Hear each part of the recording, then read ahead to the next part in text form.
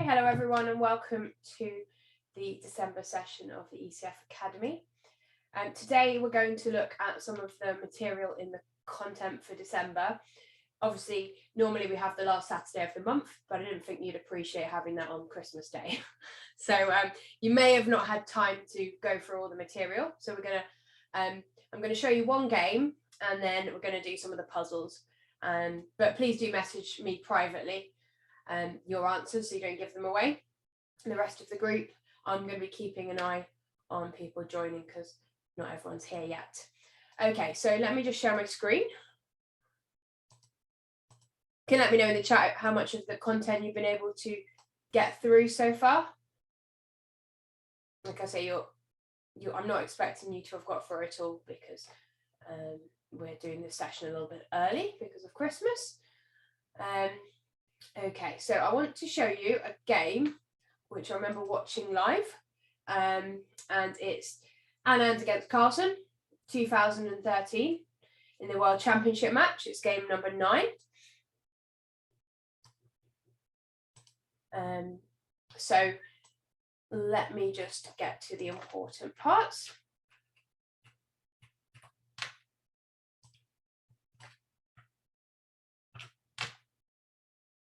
Well, do you know what opening this is? Let's get the chat going. What opening is this?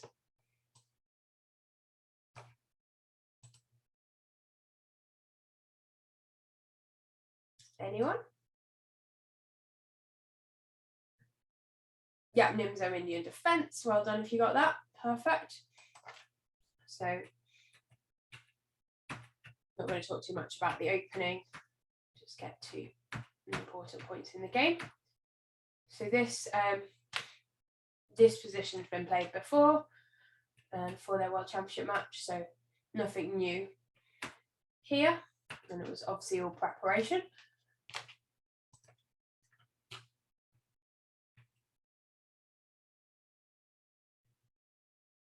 You can play through the game at a slower pace in your own time. It's game 15 in the study content, but I just want to show you an important part of it. So, I mean, this is crazy. So white is just like throwing all the pawns on the king side at black, although black doesn't have any hooks in this position. Vishy is white and Magnus is black. So Vishy probably is getting excited about an attack. However, like I say, black's king. What's important here is black's king is actually quite safe because there's no hooks, there's no pawn on h6 or no pawn on f6, and that can be targeted. So yeah, if white had a million moves, then white would obviously be able to win. But time is important, and black's pushing all these pawns over here. And you know, if black can get a pawn to the other side, as may have happened in the game, and not get checkmated, then he'll win. So this involves an incredible amount of calculation. So I'd be a bit scared if I was black in this position. In fact, I might just do it from Magnus's perspective because he did win this game. So I don't know, does anyone here play openings where you have the opposite side attacking? Okay, black's king's not on the queen side, but black's just going for it on the queen side, and white's got a lot of pieces on the king side. So this is the thing is, it either works or it doesn't. Things can go badly wrong, so you have to calculate really, really well, which Magnus did in this game. So knight c7, he's just going to bring the knight round and basically get a queen and hope, well, I wouldn't say hope because I'm sure he calculated it, but he doesn't get checkmated before. So f6 was played, and now it does start to look a bit scary for black if black hasn't calculated everything, because white has white can get the queen round and a lot of checkmating attacks. So it might need to be able to drop the knight back to e8 if the queen gets to h6. So this is all about calculation. That's the most important thing here. So knight went to e8, queen h6, and then b2. And now white thought he was winning here. So white to play, what would you play if you were white? That's my question to you. Let's flip it around. So white to play, what would you play?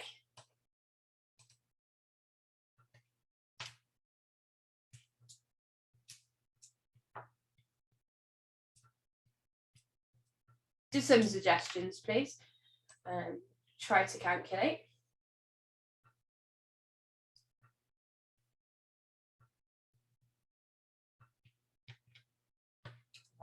One suggestion of rook to f4. Another suggestion of knight to h5. Another suggestion of rook to b1. Any other candidate moves for white in this position? Knight to e2.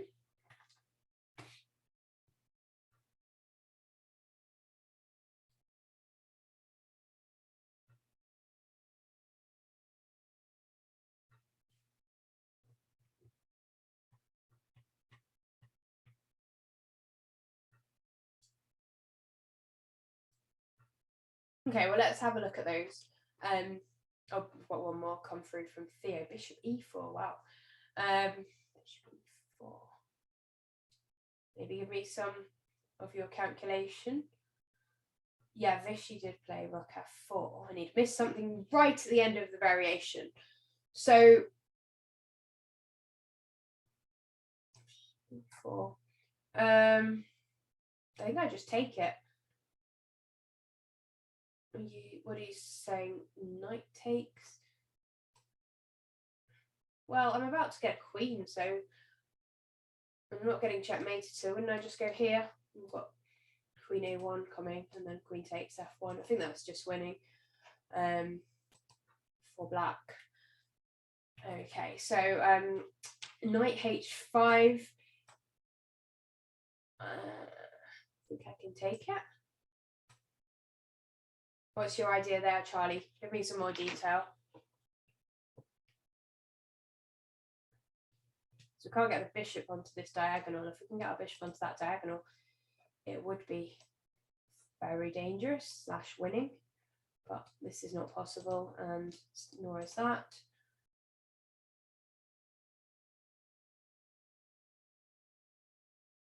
Yeah, I think this just opens up the king. Yeah, I think it does open up the king, but I think you need to have something planned, because black's got a very easy plan now of just queen here and queen here, and then black's going to be able to promote his pawn. So I don't think that works. Knight e2, well, we're just going backwards. So I guess queen a5. And it's probably just bad, because now again black's just got ideas of queen a1 coming, and unless white's going to checkmate black, white's going to lose. So going backwards is probably not the right plan. What other moves? Rook b1. Again, it's like we're not going to checkmate black, we're just going to lose. We can go queen a5 and queen a1. So I mean, this is a real like hit or miss situation. I'm sure you've all had it before. I've had this many times in my games where it's like I'm attacking and your opponent, maybe I'm attacking on one side and my opponent's attacking on the other side. If it works, it works. If it doesn't work, you lose. So you have to be so precise in your calculation. Now, Vichy actually thought he was winning after rook f4, which is what he played. Magnus got a second queen, and Vichy thought here and played knight f1. Now, that is a mistake. I think he could have held the game with bishop to f1. And now, well, I'll explain why knight f1 doesn't work in a minute. I'll get you guys to explain it. So let's just go back for a second.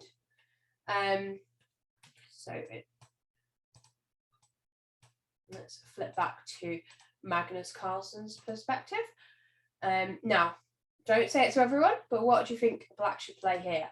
Black has one move to win, and every other move loses. So tell me privately. I've already had some correct answers through, but I'm going to give people more time. So black to play. One move here wins, everything else loses.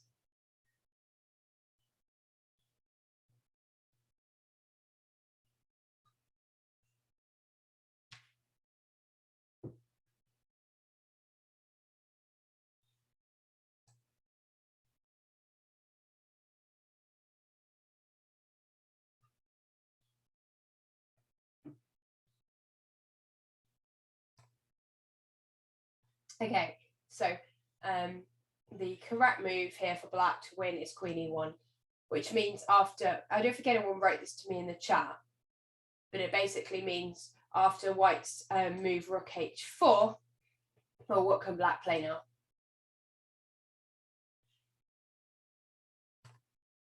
Yeah, you can just take it. Yeah, thank you, Thea. And now black's winning because black's ahead on material and there's no checkmate threats. So I thought that was a rather instructive game. Lots going on. And it just really emphasizes that if you're going to go down these dangerous lines, you need to calculate really, really deep and you can't afford to miss anything. Now, I do believe that in this position, if you'd gone bishop f1, it would have been okay because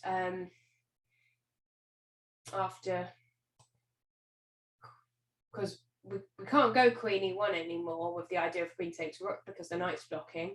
So I think you have to then go queen d1, and after rook to h4. Anyone got any suggestions for black to save the game?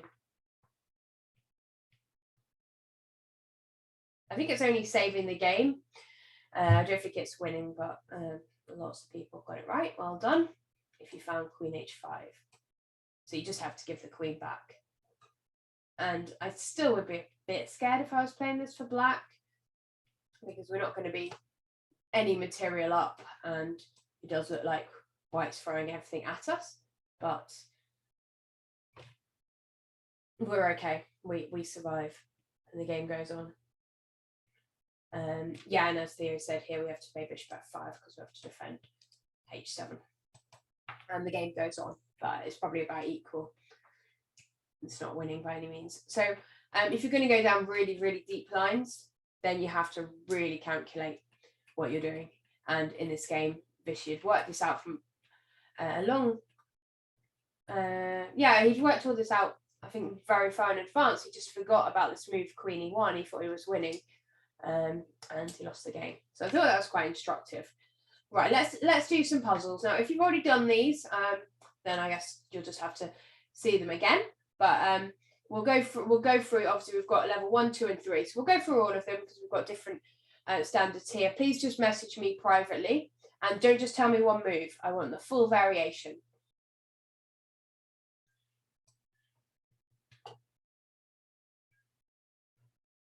So I'll give you, hang on, let me put a timer on.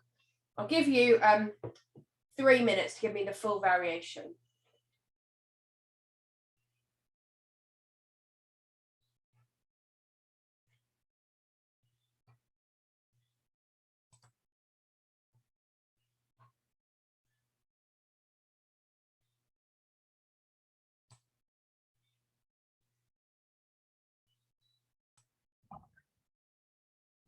Okay, so the correct answer here is to play. I'm just scrolling up in the chat to see who actually got this right. Gregory, Aidan.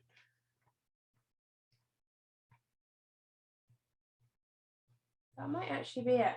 Oh, and Theo now. Okay, so it's bishop takes f5. This is Talbot-Vanek. And these moves, as David was saying earlier, you should always be looking at checks, captures, and threats. And this is from the first game in the Talbot-Vanek match. Bishop takes f5. And now after e takes f5, what can white do? If you didn't get this far, tell me what white does now.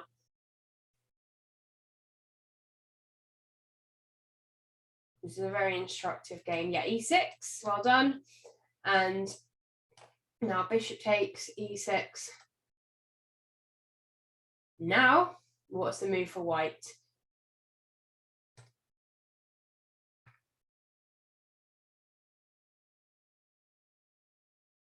Yep, queen h7.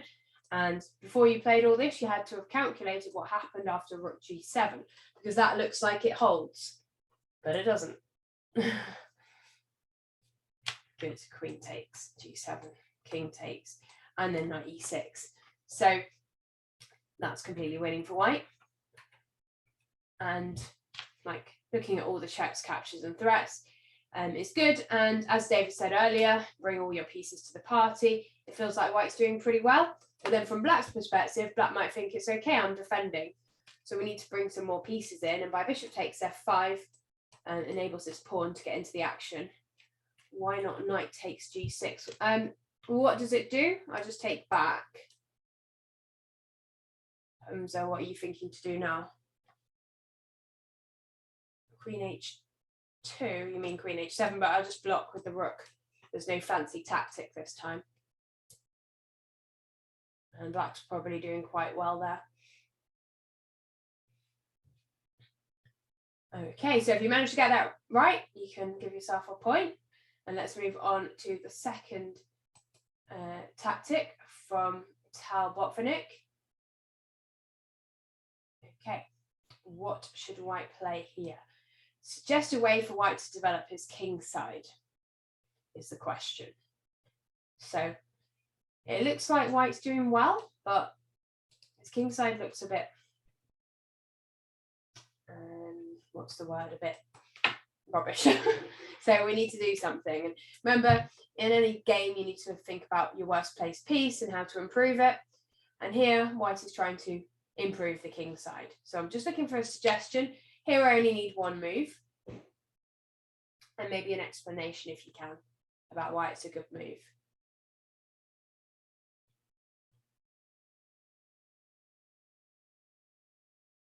Yeah, Aidan, that's good.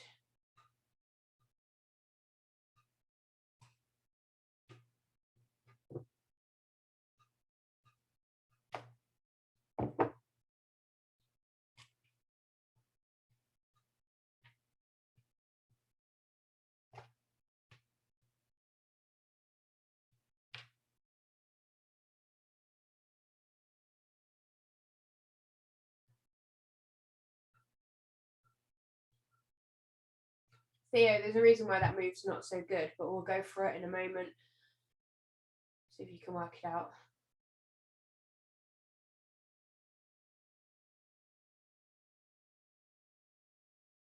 Okay, this is a hard question, but we have given you a clue because we said suggest a way for white to develop the king side. Please note, white has already moved the king and cannot castle.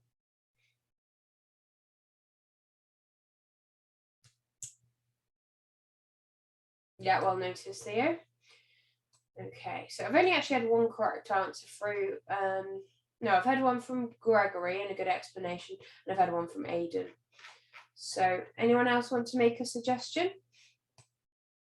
Okay, I mean, white is doing well here. So there's, some people have said g3, and I think that's good, but it's not the best move. We're always looking to find the best move, which is h4. Now, the reason that's so good is because it enables a rook lift, and that also defends the c3 pawn, which you can run into problems with, because the line that I was just talking about with Theo was knight to f4, but then that runs into knight takes d4, and we've got a problem here with the c3 pawn. So by playing h4, you're pushing a pass pawn, which is good.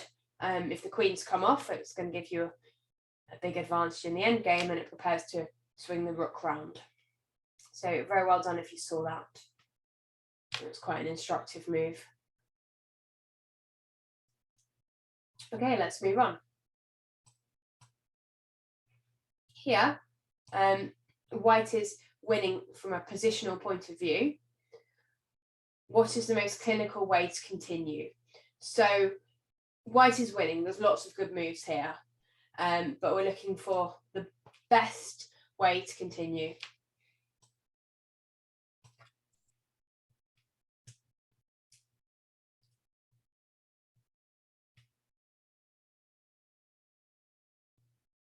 And without giving black any chances.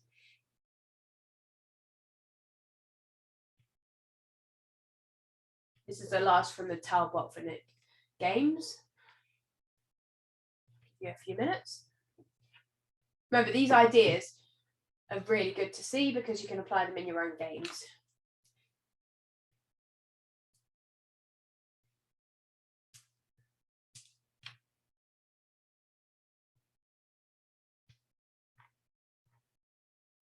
Yeah, Aidan and Theo, you've got the right move.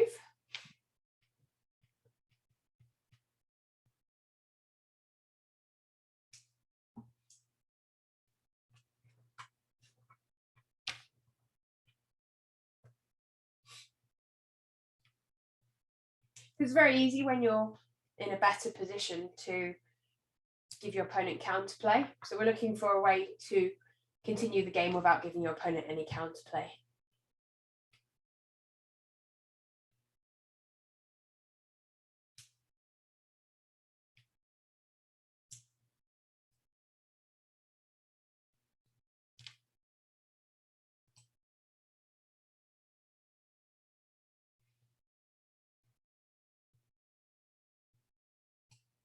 And here, c4 was played. It's a very good move. Because, well, if black were to take it, then we can get our bishop into the game and we are actually winning material. So black can't really take it. Any other move, let's say, well, we can't even move the rook to d8 because it gets taken. It's just, I don't know, it's hard for black to find a move here. Knight e5. Then we're opening up lines on the black king and, well, black's just going to lose. So whilst there are other good moves, I think c4 just makes it impossible for black to do anything.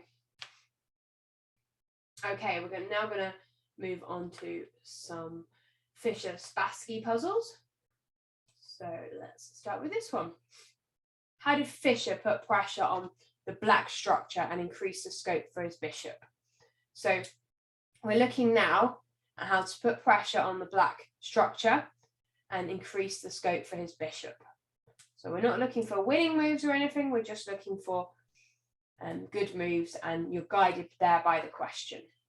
So well done, Gregory and Aidan. I'm going to give people more time.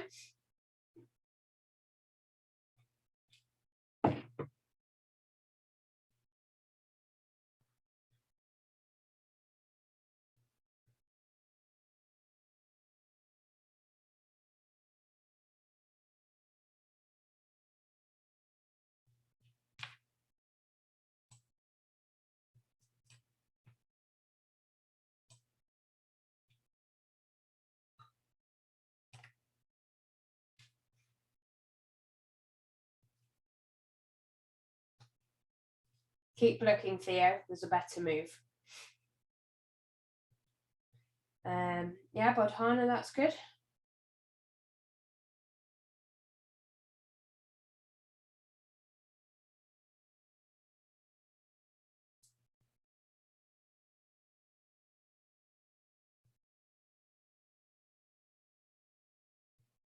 Charlie, I'll address that move afterwards because that was one that Theo said as well, but it's not the best move and I'll explain why. So we're trying to put pressure on the black structure and we really want to improve our bishop because at the moment the bishop is not doing much.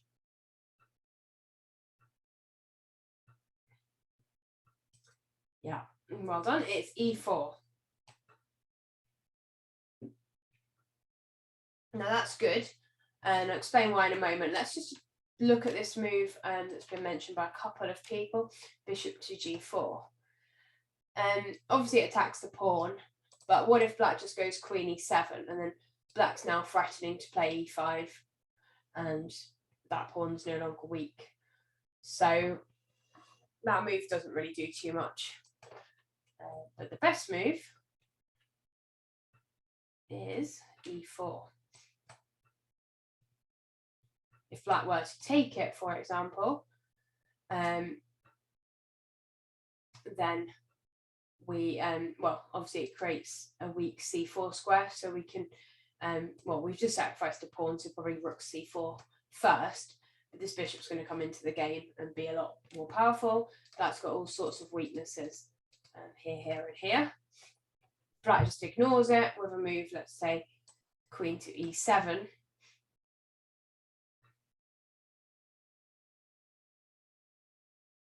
There's quite a few options here. Maybe the simplest is just to take on d5. and then move this rook to e1. In the game, after e4, let's just open it up. d4 was played, and then now what can you play?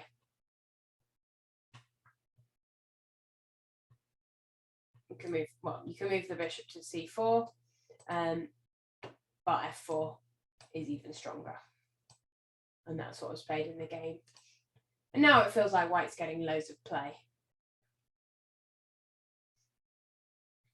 And this bishop is going to be a great piece. At the moment, it's happy on e2, but it will choose where it wants to go, probably c4 at the right moment. Okay. Let's move now to a position, because we're obviously not going to have time to go through everything. So I'm trying to cover a variety of different themes. Let's go to Karpov-Kasparov. Kasparov being my favorite ever player. We're trying to keep white bottled up because white's in trouble. And if white's able to unravel, then white will be fine. So you've got to think about what white might want to play and then stop them from doing it. So black to play, what should black play?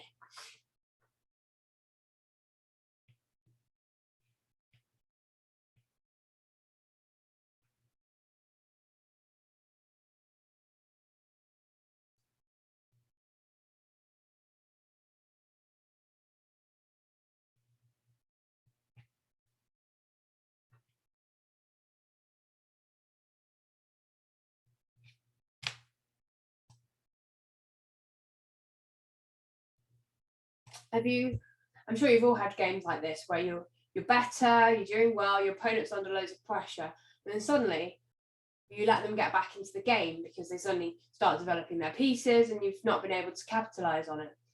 So it's really important to see what your opponent can do to unravel and stop them from unraveling.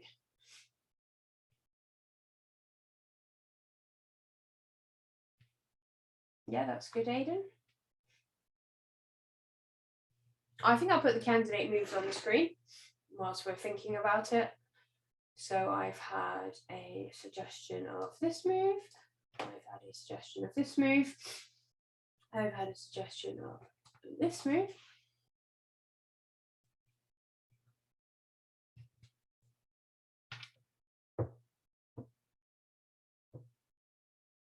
Any other candidate moves?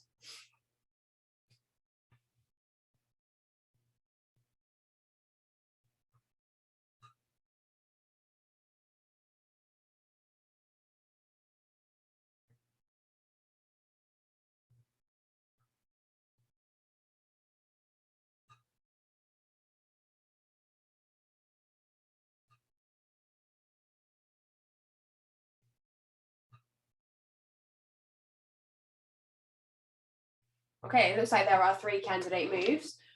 Let's go through them in what I think is reverse order, but you can correct me if you want to. I don't really like g4 because this allows white to go knight b2, and then this amazing knight lodged on d3 has to do something, either move backwards or exchange off. So I think white will be close to equality there. Same thing, knight c5, just knight b2, and again I think white's going to be okay. White's not going to be worse, or if white is worse, not by much. So now you all know that knight b2 is what white wants to play. It makes it really easy. What's the answer?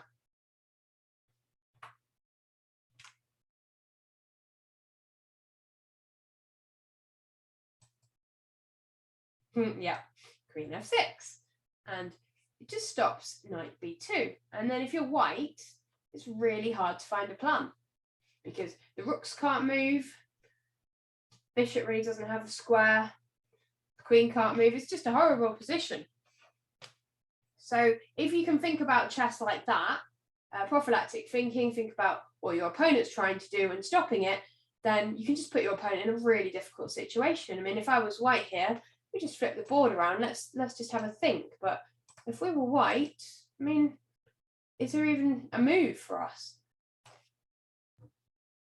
Very difficult to find one. That's a really logical and good way about thinking about positions.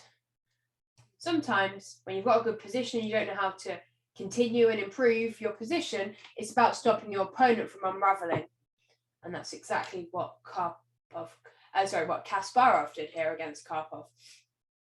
Okay, let's have a look at this position here, which is another Kasparov-Karpov game from 1987. So we asked you actually on this to evaluate the position. Who do you think is better and why? So this goes back to something we were doing a few months ago of evaluating positions. So some explanations, please. Factors for each side. The more people that can contribute their ideas, the better.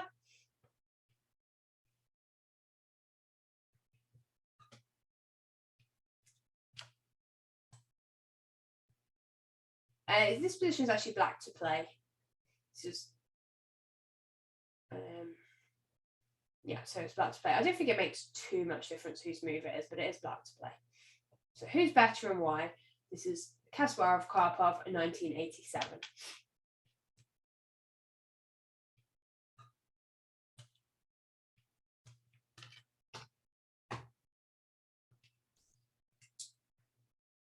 Don't give me engine evaluations, Aidan. I'm talking about practical chess.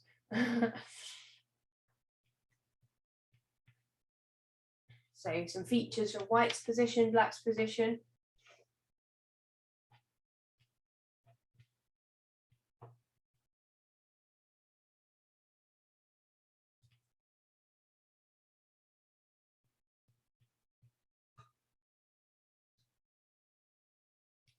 Who's got better pawn structure, who's got better minor pieces. These kind of things are really important when you're evaluating a position.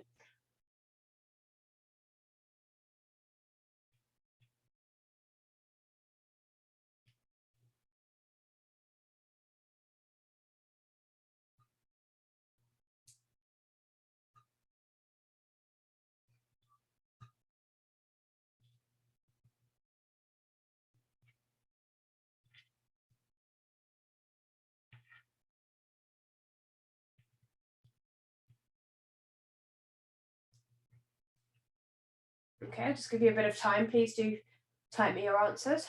We can talk about position.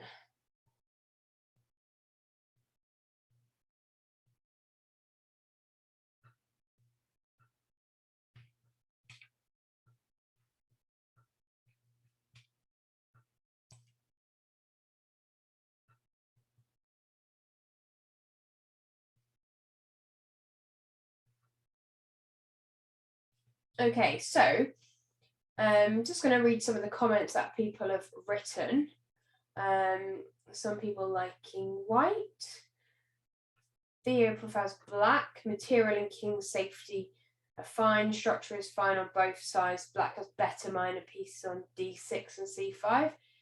Controlling some good squares. Aidan, the knight on f4 is strong. g5 will be risky. Rohit white because he has more space, and the bishop on f3 is on a strong diagonal. So the position is slightly better for white, and Kasparov did go on to win this match. So let's just try and work out white. I think, as Rohit said, the bishop is not actually that good, but it's annoying because it stops rook a8, which will put pressure on a2. At the moment, black's got pressure on b6. So in the game, Karpov was forced to go queen a7, and now white's in control. White's got more space, and these knights they might look good, Theo, but they're not really doing much. Maybe they're a bit tied down, and now in the game, I'll just show you a few moves of the game because I think it's quite instructive. Knight f5 was played. Rook b1. So white is just putting pressure on b6. Black would love to do the same, putting pressure on the a pawn, but he can't because the bishop will take it. So that's kind of, in my view, the biggest factor here. And that pawn is looking like it's going to drop very soon. So you can, this game is in your course material, you can play through it. But I thought it was quite important to look at the position and try and assess it. Just looking at the chat. Queen a7 and knight e2 maybe. If queen takes a2, b takes a6. Hang on, let me go back. Queen a7, knight e2.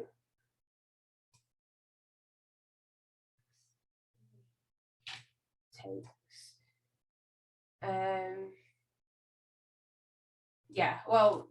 Once you lose the b pawn like that, everything collapses because that b pawn was supporting the c5 pawn. I think that's just going to be winning for white because this is attacked twice, defended once, and then the knight's attacked twice as well. So yeah, the position collapses.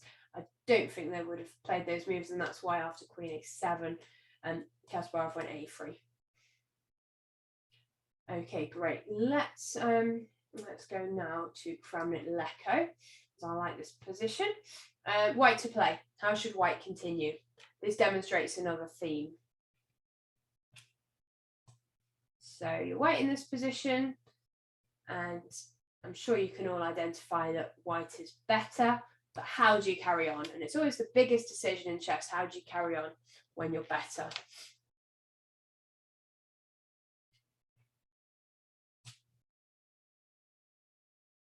I'm sure you've all got stories of games you were winning that you didn't win. Chess is so hard. And this is why you need to find the right moves at the right moment.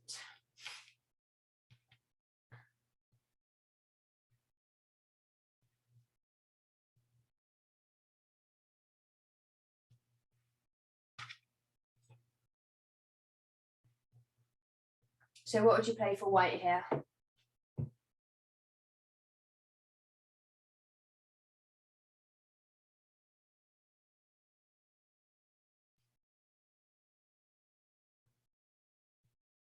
Okay, I've got correct answer from Theo, Aidan and Gregory. Just going to wait for some more people. Try and give me lots of detail as well, not just the first move.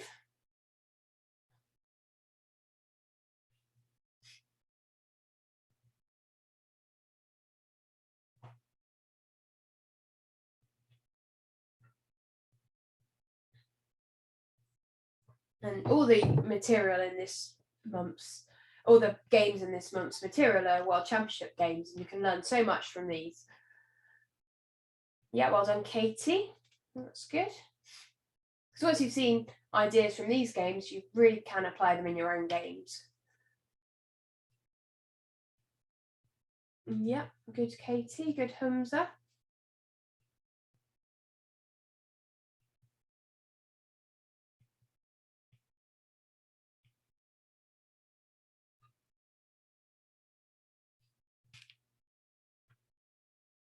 Okay, I think most people have worked out the move b6. So why is that so good? Well, the reason it's good, you can see the green circle there, is because you're planning rook c7 next. And black is just very, very tied down. So if black decides to take this pawn, it doesn't matter because rook c7 and the position is just falling apart for black. Just trying to find ways for black to attempt to stay in the game. It looks a little bit risky, but then just take here. Rook takes, and then we're going to end up getting 2 rooks on 7th and some mating ideas. I think it's just game over. So after b6, Leko did play on with knight takes d3.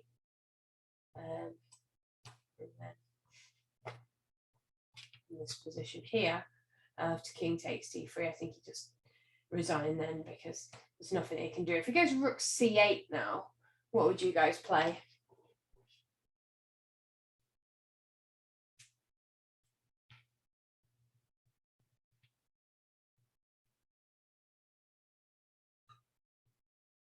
Yeah, exactly, Theo.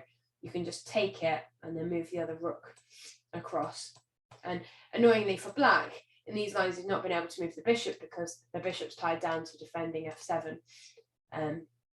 So if you move the king somewhere here, rook c7, and well, it's just positionally lost and all of black's pawns are going to drop. Yeah, the 7th rank is so powerful. Good knight, bad bishop. There's even an interesting idea here of rook takes. I'm not even sure if this works. It just came to me. I was thinking, can we go rook e7 here? That's just annoying, isn't it? But there's loads of moves. I mean, it's game over for black. Black's position is very bad. So if you get to a good position in the game, remember the game's not over until you've got checkmate, and you can sometimes make the wrong move, and then your opponent can unravel, and then the position can change, and you may end up losing the game. So I would advise just trying to look at what your opponent can do and trying to stop it. If we don't play b6 here and we make a different move, black's probably going to be fine. Let's suggest taking here. After b takes,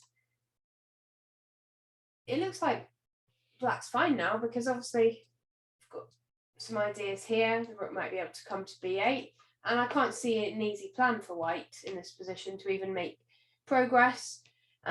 Fast forward maybe a few moves in the game, if you played this position out, and maybe black would end up being better if you went wrong. And psychologically, if you have a great position and then something goes wrong and your opponent starts to get into the game, then it can be very tricky. Well, as we all know from Nepo in the World Championship match.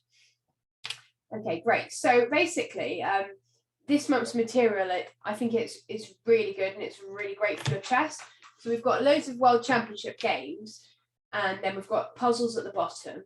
It's all very instructive. So if you hadn't had a chance to go through it yet, please do, because these games are all famous games. And, if you talk to good players, they'll all say, well, I know the idea from this game, and they'll quote you the game.